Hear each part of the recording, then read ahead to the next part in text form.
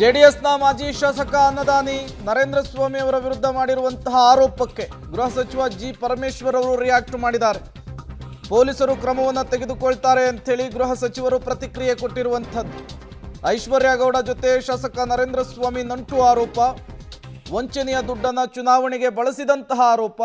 ಇದಕ್ಕೆ ಗೃಹ ಸಚಿವ ಜಿ ಪರಮೇಶ್ವರ್ ಅವರು ರಿಯಾಕ್ಟ್ ಮಾಡಿದ್ದು ಹೀಗೆ.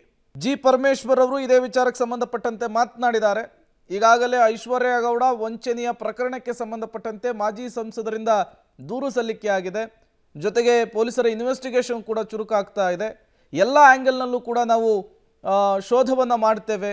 ಯಾರೇ ತಪ್ಪಿತಸ್ಥರಿದ್ರೂ ಕೂಡ ಕ್ರಮವನ್ನು ತೆಗೆದುಕೊಳ್ಳಲ್ಲ. ಬಟ್ ಶಾಸಕರ ಜೊತೆಗೆ ನಂಟಿದೆ ಅನ್ನುವಂತಹ ವಿಚಾರ ನಮಗೆ ಗಮನಕ್ಕೆ ಬಂದಿಲ್ಲ, ಮಾಹಿತಿ ಇಲ್ಲ ಅಂಥೇಳಿ ಮಾತನಾಡಿರುವಂಥದ್ದು.